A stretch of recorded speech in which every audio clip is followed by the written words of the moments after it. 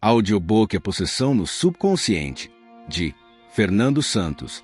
Baseado em 1 Timóteo 4, versículo 1, existe uma forma de influência maligna que é mais sutil e perigosa quando o demônio age no subconsciente da pessoa. Nesse tipo de possessão, o indivíduo sabe o que faz, lembra do que ocorreu, mas não entende o porquê de suas atitudes. É como se estivesse sendo controlado internamente sem perceber. É uma atuação que trabalha de dentro para fora, manipulando pensamentos, desejos e emoções. Muitas pessoas, sem notar, já foram influenciadas dessa forma. Pensam que estão agindo por vontade própria, mas, na verdade, estão sendo guiadas por forças espirituais malignas que operam no subconsciente. A possessão subconsciente é mais perigosa porque não exige rituais ou manifestação completa. Ela acontece quando abrimos brechas na mente e permitimos que o mal influencie nossos pensamentos. O inimigo conhece a fraqueza de cada pessoa. Ele sabe que a carne é fraca e aproveita cada oportunidade. Por isso, muitos praticam o mal e sentem prazer nisso. Outros não pedem perdão porque não querem mudar. Preferem permanecer escravos do pecado e de um subconsciente controlado por forças espirituais. Mas existe um caminho, Cristo. Mesmo que alguém tenha sido influenciado ou dominado pelo mal, se reconhecer sua fraqueza, se arrepender e pedir perdão, Deus é fiel para libertar. Ele lança os pecados no mar do esquecimento. Foi por isso que Jesus disse: "Toma a tua cruz e segue-me." Nossa guerra não é física, mas espiritual. Lutamos diariamente contra forças que tentam controlar a mente, o corpo e a alma. Mas aquele que se rende a Cristo e busca a sua presença é liberto e protegido do domínio das trevas. Esses espíritos podem levar uma pessoa a cometer todo tipo de ato: prostituição, roubo, homicídio, vícios, mentiras, e ela acredita que é a sua própria vontade. Mas existe uma diferença importante. Todo ser humano tem um caráter, um limite. Quando alguém ultrapassa esse limite, quando faz aquilo que nunca imaginou fazer, isso revela influência demoníaca. Há homens que dizem: "Eu jamais trairia", mas acabam traindo. Há pessoas que juram que nunca cairão em certos pecados, mas caem. Isso é resultado da atuação subconsciente do inimigo, que age dentro da mente explorando as fraquezas da carne. Ainda assim, a responsabilidade humana permanece. Na possessão subconsciente, a pessoa ainda sabe distinguir entre o certo e o errado. Se ela disser não, o demônio não pode obrigá-la. O problema é que muitos gostam do pecado, se deixam dominar e acabam se tornando cúmplices do mal. No subconsciente, tenho dito que a possessão diabólica acontece de várias formas e de vários jeitos, especialmente na mente do ser humano. Existe a possessão que age no subconsciente, aquela que controla os pensamentos, influencia o que falamos e direciona nossas ações. A pessoa sabe o que está fazendo, mas acredita que tudo vem dela mesma, quando, na verdade, está sendo manipulada. É como uma voz sutil, um sussurro constante no ouvido espiritual. O espírito maligno sopra pensamentos, ideias e desejos. Você ouve essa voz, pensa que é apenas sua consciência e acaba seguindo instruções que te levam ao pecado. De repente, sem perceber, você se vê em situações que te afastam de Deus, que te conduzem ao erro ou ao mal. Esse é o controle do subconsciente. Hoje, a forma mais usada pelo inimigo para influenciar o subconsciente é através do som e da visão. As músicas, as palavras, os sons e as imagens que você consome entram no seu interior, mesmo quando você acredita que não está sendo afetado. Você pode até dizer: "Sou forte, posso ouvir e ver qualquer coisa, isso não me atinge." Mas se você se expõe continuamente ao que é errado, o errado começa a parecer certo. Aquilo que antes te chocava, com o tempo passa a ser normal. E o que era pecado começa a ser aceito dentro de você. O mesmo acontece com a visão. No começo, o que você vê te espanta. Depois, se acostuma. E mais tarde, passa a praticar aquilo que antes te envergonhava. É assim que o inimigo vai dominando o subconsciente, pouco a pouco, silenciosamente. Por isso a palavra diz: "O mundo jaz no maligno." 1 João 5, versículo 19. Devemos vigiar o que vemos e o que ouvimos, porque é por meio dessas portas que o inimigo tenta entrar. A possessão do subconsciente acontece o tempo todo, em todos os lugares, nas músicas, nas conversas, nas redes sociais, nas imagens e até nas distrações diárias. Mas como lutar contra isso? Toda vez que você for orar, peça ao Espírito Santo que consagre os seus ouvidos, olhos, mãos, pés e mente. Peça que ele guarde seus sentidos, para que nada impuro entre em você, porque a guerra é constante, em todo lugar e em todo momento. E a principal batalha acontece dentro da mente e do coração. Quando vemos algo que consideramos valioso, passamos a desejar. E se desejamos demais, corremos o risco de perder o controle. Muitas vezes, o que mais queremos pode ser a causa da nossa destruição. Por isso, nem tudo que pedimos a Deus Ele nos dá. Se você pertence a Cristo, precisa entender: nem todas as orações serão atendidas, porque o Espírito Santo sabe o que é melhor para você. O Pai conhece o coração do Filho, e às vezes, aquilo que pedimos com insistência seria a porta da nossa morte espiritual. Um pai verdadeiro não dá tudo que o filho quer, mas dá o que o filho precisa. Assim é Deus conosco, Ele nos protege até mesmo de nossos próprios desejos. A possessão e as portas espirituais. A possessão tem destruído muita gente. Ela muda comportamentos, influencia mentes e transforma até crianças. Nos dias de hoje, assim como acontecia nos anos 80 e 90, a possessão muitas vezes entra de forma sutil, através da televisão, dos desenhos, da mídia, alcançando o subconsciente das crianças, mudando o comportamento delas, tornando-as rebeldes e desobedientes. Tudo isso acontece por meio da manipulação da consciência, muitas vezes sem que a pessoa perceba. Como já falei, a possessão é uma abertura espiritual. É a própria pessoa quem permite a entrada. Os demônios não podem simplesmente entrar em alguém porque querem. Eles precisam de uma permissão espiritual, mesmo que inconsciente. A possessão pode agir até através de uma simples roupa. A roupa que usamos pode abrir portas espirituais, dependendo do que está escrito nela ou da marca que carregamos. Muitos não sabem, mas há marcas que foram consagradas em rituais se tornam meios de ligação espiritual.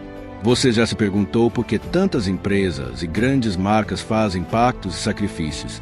É porque o diabo prefere fazer aliança com redes poderosas, influenciando multidões ao mesmo tempo, em vez de agir apenas em uma pessoa. Assim, ele abre milhares de portas espirituais de uma só vez.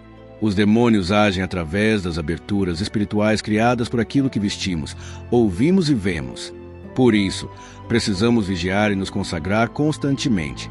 Nos tempos dos profetas e dos apóstolos, a luta era diferente. O inimigo usava pessoas, governos para matar o corpo. Hoje, o mal quer contaminar e matar a mente, destruindo aquilo em que cremos. O diabo é astuto, mais sábio do que muitos imaginam. Ele não luta contra o corpo, mas contra a mente. Ele destrói pensamentos, infiltra ideias e vai alimentando o subconsciente com tudo que vê e ouve, até dominar a pessoa completamente.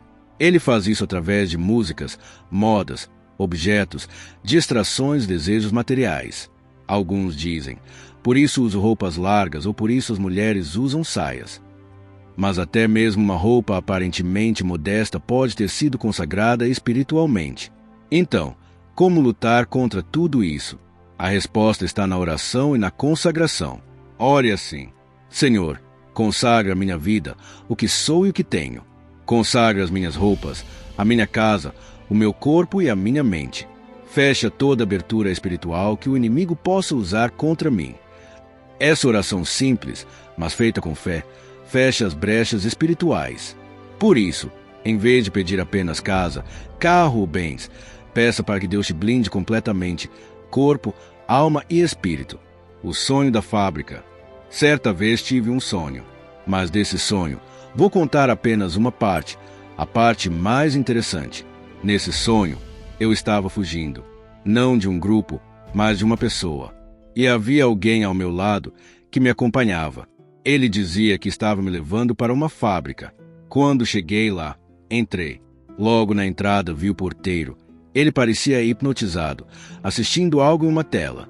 Aquilo que ele via transmitia mensagem sobre como ele deveria se comportar. Entrei mais fundo e vi a fábrica.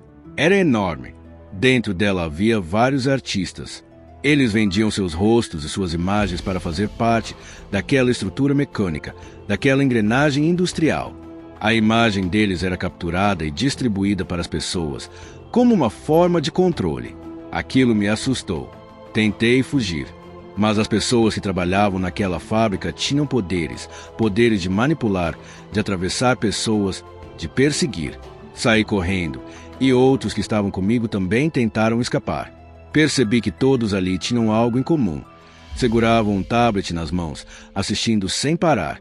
Eram controlados por aquilo que viam. Eu tentava acordá-los, empurrava, gritava, mas eles não conseguiam despertar. Tudo o que assistiam, eles reproduziam, em atitudes, em palavras, em comportamentos. Era como se estivessem presos dentro de uma programação. Aquela fábrica representava muito mais do que um lugar físico. Era uma fábrica de mentes. Tive esse sonho no ano de 2024 e entendi algo. A nossa mídia é uma grande fábrica espiritual. Tudo nela é projetado para controlar o subconsciente. Somos bombardeados o tempo todo. Veja só, se você assiste uma série em que o bandido é retratado como um homem bom, que mata e rouba para sustentar a família, você começa a sentir dó dele. Aos poucos, o certo e o errado se confundem. É assim que o subconsciente é dominado. Por isso a palavra de Deus é como uma espada de 2 gumes. Ela corta profundamente. Ela fere a nossa carne, mas cura a nossa alma. Ela nos entristece, mas é uma tristeza que leva ao arrependimento.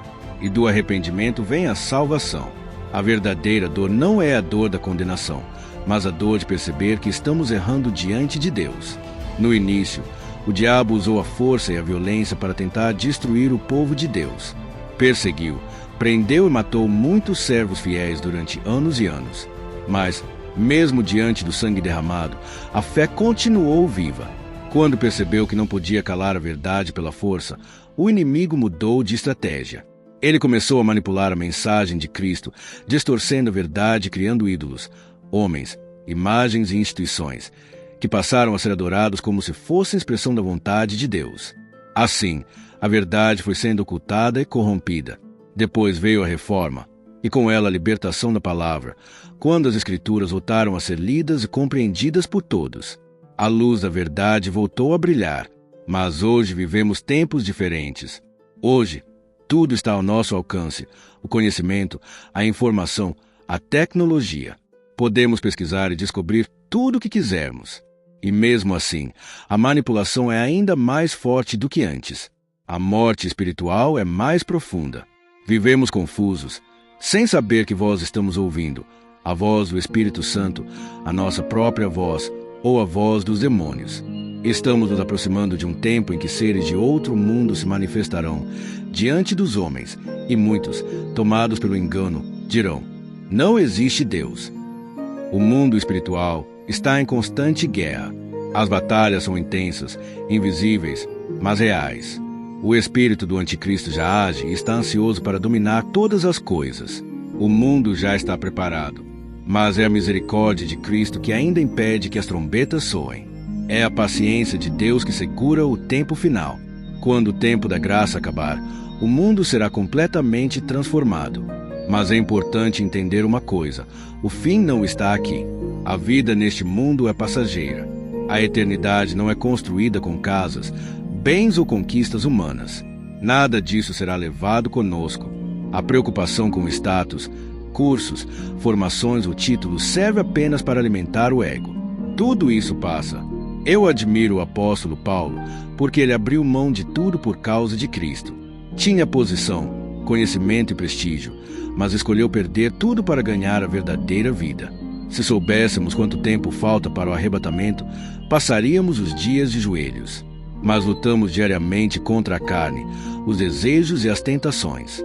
Não é fácil, nem para mim, nem para você, nem para ninguém. Por isso, enquanto ainda há tempo, ore, busque, peça entendimento ao Espírito Santo. Não o conhecimento dos homens, pois este é manipulado e corrompido, mas o conhecimento que vem do Espírito. Este liberta, abre os olhos e prepara o coração para a volta de Cristo. A influência e a possessão espiritual. Sobre a possessão, como já tenho dito, imagine uma música. Quando o som começa a tocar, ele entra pelos ouvidos e alcança o subconsciente. A melodia te conduz a outro lugar, e a letra começa a mudar a tua mente, doutrinando pouco a pouco sobre como agir, como se vestir e até como pensar. De repente, sem perceber, você começa a mudar. fala de um jeito diferente, se veste de outra forma, começa a pensar e sentir conforme aquela música te ensinou. Tudo aquilo que entrou pelos ouvidos já tomou o coração. É assim que se abre uma porta espiritual, uma abertura que permite que o mal entre na tua vida. E quando o mal entra, ele começa a influenciar tuas escolhas. Você passa a viver guiado por aquilo que o mundo te impôs. Trabalho, dinheiro, status, prazer. O som que antes parecia apenas uma canção, agora dirige tuas decisões, até na escolha de um relacionamento. A pessoa que você escolhe pode acabar sendo alguém amarga, destrutiva, manipuladora. E o sofrimento vem. O sofrimento cresce, e agora filhos, uma família, e brigas que ecoam no lar. Os filhos crescem ouvindo discussões e choros, e ficam marcados por tudo que viram. Você se volta para Cristo, busca a verdade, tenta mostrar o caminho certo para eles, mas o trauma já está ali. Eles ouvem a palavra, mas ainda sofrem. Somente depois de muito tempo começam a compreender o Evangelho de verdade, mas até isso acontecer, já enfrentaram dores profundas. E a pergunta é: quem é o culpado? A Bíblia diz que o mundo jaz o maligno. Em Jó, está escrito que Deus perguntou a Satanás de onde ele vinha, e ele respondeu: de rodear a terra e passear por ela. Ou seja, o inimigo está solto, agindo sobre o mundo. Mas nem sempre a culpa é do homem, nem da criança. É o sistema espiritual maligno que envolve tudo ao redor. Porém, quando alguém ouve a verdade e não muda, aí sim, torna-se responsável. Enquanto não conhecemos a verdade, há ignorância. Mas quando conhecemos e não nos arrependemos, há culpa. Mesmo assim, a misericórdia de Deus é tão grande que Ele permite certas coisas apenas para mostrar o quanto nos ama. Ele quer que reconheçamos que só há salvação em Cristo, que morreu na cruz pelos nossos pecados. Não importa o tamanho do erro, se há arrependimento sincero, há perdão. Essa é a nossa esperança, a salvação que vem do nosso Mestre, o Senhor Jesus Cristo, que nos orienta todos os dias e enviou o Espírito Santo para nos guiar até o fim dos tempos. Glória a Deus, glória ao Senhor Jesus, e glória ao Espírito Santo, que está em nós, nos consola, nos dá alegria e fala conosco através da palavra, dos sonhos, das visões até dos abraços que aquecem a alma. Toda honra e glória ao Espírito Santo de Deus, em nome de Jesus. Amém.